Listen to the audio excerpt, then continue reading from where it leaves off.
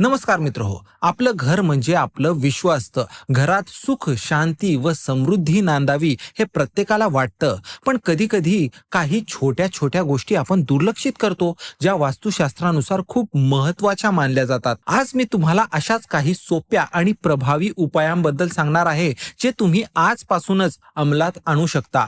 ज्यांचा वास्तुशास्त्रावर विश्वास आहे, त्यांच्यासाठीच हा व्हिडिओ असणार आहे. जर तुमचा वास्तुशास्त्रावर विश्वास नसेल, तर तुम्ही माझे इतर काही व्हिडिओज पाहू शकता.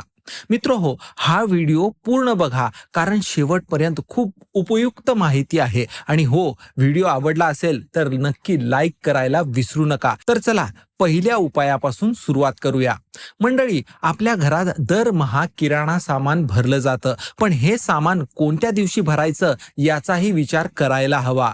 वास्तुशास्त्रानुसार किराणा सामान शुक्रवारीच आणायचं असतं, कारण शुक्रवार हा लक्ष्मी देवीशी जोडलेला दिवस आहे. या दिवशी घरात धान्य, तेल, मसाले, डाळी भरल्या तर घरात आर्थिक स्थिरता टिकून राहते असं मानलं जातं. हा अगदी सोपा बदल आहे, जो तुम्ही सहज करू शकता. आता दुसरा मुद्दा, आपल्या घरात बाग आहे, कुंड्यांमध्ये रोपं लावलेली असतील तर त्यांची नियमितपणे काळजी घेणं अत्यंत आवश्यक आहे. झाडांना वेळेवर पाणी द्यावं, त्यांची सुकलेली पानं काढावीत, कारण सुकलेली, मरगळलेली झाडं घरात नकारात्मक वातावरण निर्माण करत असतात असं वास्तुशास्त्र सांगतं. विशेषतः तुळशीचं रोप ही घराची शोभा आणि पावित्र्य दोन्ही वाढवत असतं. पण जर तुळस सुकली तर ती तिथेच ठेवू नये. सुकलेली तुळस लगेच काढून त्या जागी ताजी नवीन तुळस लावावी. आता बोलूया देवघराबद्दल. देवघर हे घराचं आध्यात्मिक केंद्र असतं. वास्तुशास्त्रानुसार देवघर ईशान्य दिशेला, म्हणजे उत्तर आणि पूर्व यांच्या मधल्या कोपऱ्यात असावं. तिथे दिवा लावताना एक गोष्ट लक्षात घ्या, दोन वेगवेगळ्या वाती न वापरता दोन वातींची एकत्र एकच वात बनवून दिवा प्रज्वलित करावा. याशिवाय सकाळी आणि संध्याकाळी अगरबत्ती किंवा धूप जरूर लावावा. यामुळे घरातलं वातावरण शुद्ध आणि सकारात्मक राहतं. मंडळी, आता एक खूप महत्वाचा उपाय सांगतो. हा उपाय म्हणजे गायत्री मंत्राचा जाप. गायत्री मंत्राचा नियमित जाप केल्यानं मनाला अपार शांती लाभते, एकाग्रता वाढते आणि जीवनातली सगळी अडथळे दूर व्हायला लागतात. पण हा जप कसा करावा हे पण तितकंच महत्वाचं आहे. गायत्री मंत्राचा जाप रस्त्याने चालत असताना, गाडीत बसलेले असताना किंवा कुठल्या गडबडीत असताना करू नये. एका शांत ठिकाणी बसून स्थिर मनानं हा जप करावा, तरच त्याचे पूर्ण लाभ तुम्हाला मिळतात. तसंच नामस्मरण ही रोजची सवय बनवावी. नाव कोणत्याही देवाचं असो, ते नियमितपणे स्मरण केल्यानं मन प्रसन्न राहतं. मित्र हो, आता घरातील स्वच्छतेबद्दल बोलूया.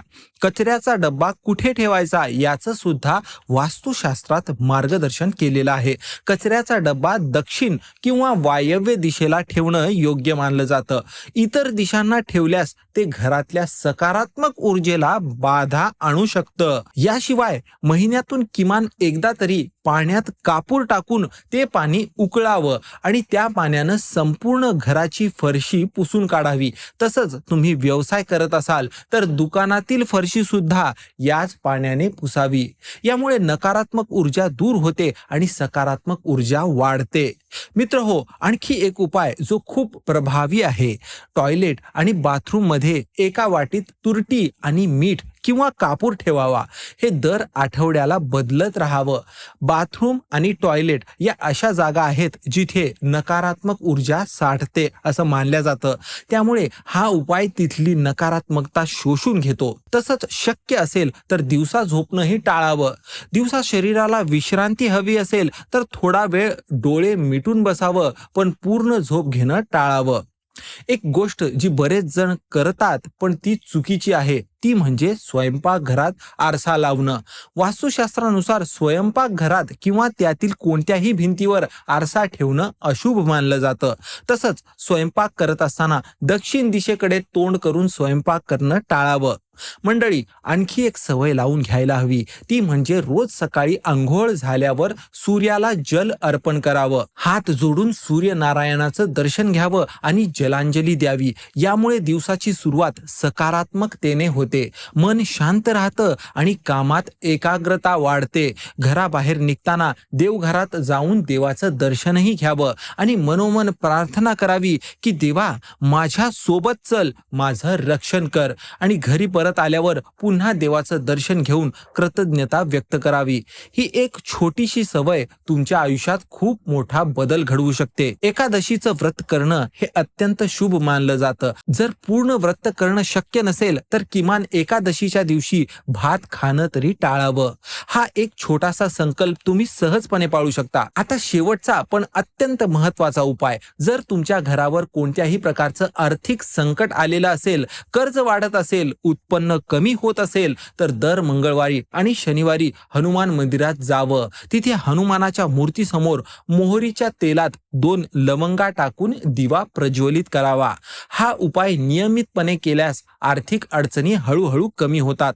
आणि हो, एक गोष्ट सांगायचीच राहिली, घरातलं बंद पडलेलं घड्याळ कधीही तसंच ठेवू नये. ते लगेच दुरुस्त करा किंवा काढून टाका. बंद घड्याळ हे थांबलेल्या प्रगतीचं प्रतीक मानलं जातं. तसंच घरच्या फरशीचा रंग पूर्णपणे काळा किंवा पूर्णपणे पांढरा असू नये. मंडळी, हे सगळे उपाय अगदी सोपे आहेत, घर बसल्या करता येतात, पण यांचा प्रभाव मात्र खूप मोठा आहे. श्रद्धा आणि नियमितपणा या 2 गोष्टी ठेवा, मग बघा तुमच्या घरात कसा सकारात्मक बदल होतो. तर मंडळी, आजचा व्हिडिओ तुम्हाला कसा वाटला ते कमेंटमध्ये नक्की सांगा. व्हिडिओ आवडला असेल तर चॅनलला लाईक, शेअर, सबस्क्राईब नक्की करा आणि विसरू नका, आपण पुन्हा देखील भेटणार आहोत नवीन व्हिडिओमध्ये. तोपर्यंत सुखी राहा, निरोगी राहा. धन्यवाद मित्रहो.